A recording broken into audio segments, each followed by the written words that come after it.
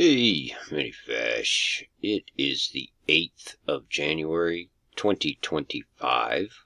Do pray you're well. I came across this short clip, a speech that Sylvester Stallone, a.k.a. Rocky, made at Mar-a-Lago shortly after Trump's selection on 11/14. Now, I want to set the stage simply by the date that he made this little speech, 11/14, because if you go to 2 Corinthians 11, and we'll start at verse 13, for such are false apostles, deceitful workers, transforming themselves into the apostles of Christ, 11:14. And no marvel, for Satan himself is transformed into an angel of light. I am the chosen one. I'm very, very proud to be here. I didn't expect this, but I'll just keep it short and sweet because there's no such a thing as a speech too short. When I did Rocky, if you remember, the first image was a picture of Jesus, and it says Resurrection AC Club. I found a church that had been converted to a boxing ring. So the image pans down from Jesus onto Rocky being hit. And at that moment, he was a chosen person, and that's how I began the journey. Something was going to happen. This man was going to go through a metamorphosis and change lives, just like President Trump.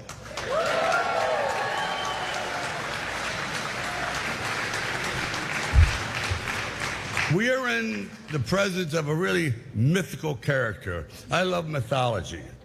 And this individual does not exist on this planet. Nobody in the world could have pulled off what he pulled off, so I'm in awe. And I'll just say this, and I mean it. When George Washington defended his country, he had no idea that he was going to change the world. Because without him, you can imagine what the world would look like. Guess what? We got the second George Washington. Congratulations!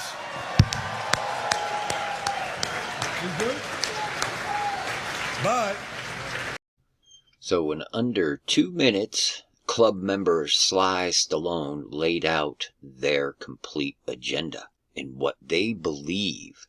So I'm going to go through this. We're not going to take too long. I'm not going to get into the nitty-gritty things, although there are many that just substantiate what I'm trying to relay to you here. They believe that this man is the second coming. Whether they know it or not, that is exactly what they're setting themselves and those who believe and follow this man. It's a trap.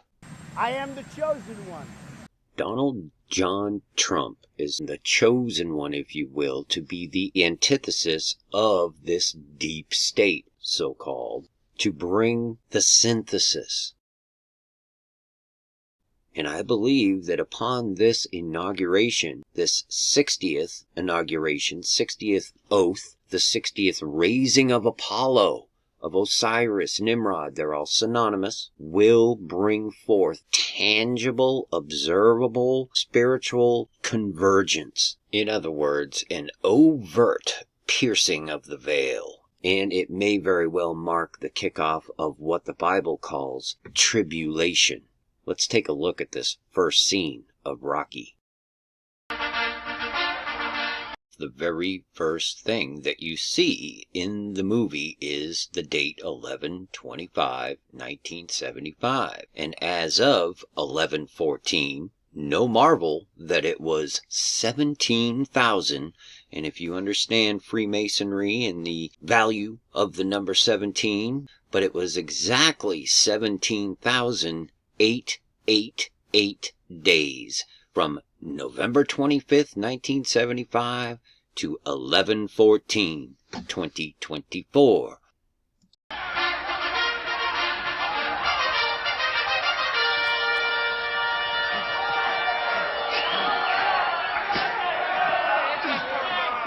So immediately we see those connections being made with the 888.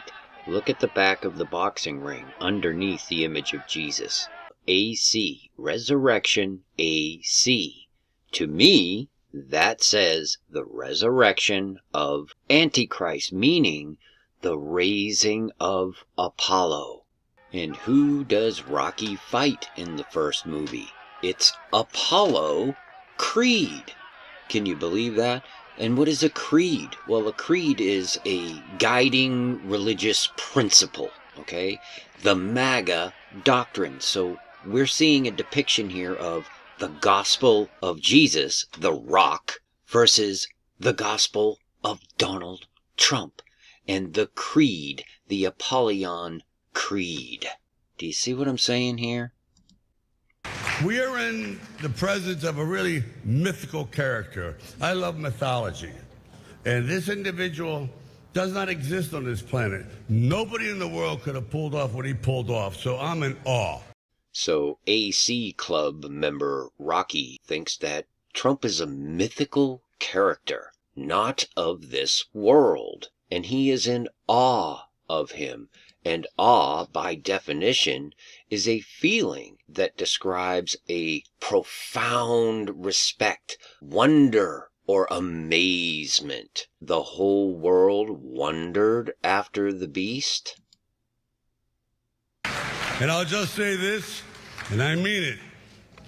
When George Washington defended his country, he had no idea that he was going to change the world. Because without him, you can imagine what the world would look like. Guess what? We got the second George Washington. Congratulations! You know what? Sometimes what you leave out of a story is even more interesting than what you leave in. Robert Morris Jr., the financier of the American Revolution. Now, the caption said it was a shot of the Greek god Mercury handing a bag of loot to Robert Morris, the financier of the American Revolution. Well, that's just a tiny part of a much bigger picture called the apotheosis of Washington. Now, apotheosis is a Greek word that means to make divine. In other words, this painting shows George Washington becoming a god. But there it is for all to see, painted under the most famous dome in the whole country, maybe the whole world, the United States Capitol. Now, the most interesting part of this particular heaven are the folks that live in it. Now, you'd expect to see Moses and Abraham and Ezekiel and that crowd hanging around, but not a single fella from the Bible's up there. Now, Minerva, the Roman goddess of crafts and wisdom, is shown delivering an electrical generator and batteries and a printing press to Benjamin Franklin, Samuel Morse, and Robert Fulton. And Neptune, the Roman sea god, and Venus, the goddess of love, are shown helping to lay the transatlantic telegraph cable. I'll bet you they were a big help. Now, there's some other gods, but not a single prophet, apostle, or even a lower archangel in the whole 4,500 square feet. Guess what? We got the second George Washington. Congratulations! Congratulations, you've taken the bait. There are so many things that we could talk about here, like the oath that is taken at the inauguration of every president. And remember, this oath goes all the way back to Mount Hermon. That's what this is all about. Trump will have his second inaugural address. Washington's second took place in Philadelphia, the same city that the movie Rocky takes place in. And Philadelphia is mentioned in the Bible, in the book of Revelation, but their brotherly love is an inversion of the biblical Philadelphia, if you know what I mean. And George Washington, at his second inaugural address, it was the shortest ever of any presidential inauguration. He only used 135 words, but he focused mainly and directly on what is, of course, the key element of the inaugural ceremony is the oath. So I want you to just consider all these things and use discernment in all your decisions.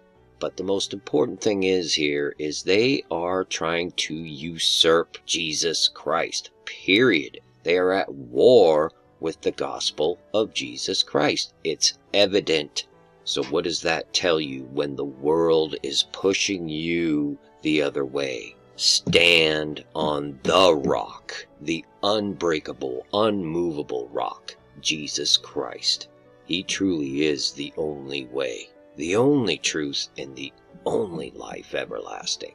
Trust in Him. God bless each and every one of you. Peace and grace to you. Many favors. Finally, my brethren, be strong in the Lord, and in the power of his might. Put on the whole armor of God, that ye may be able to stand against the wiles of the devil. For we wrestle not against flesh and blood, but against principalities, against powers, against the rulers of the darkness of this world, against spiritual wickedness in high places. Wherefore take unto you the whole armor of God,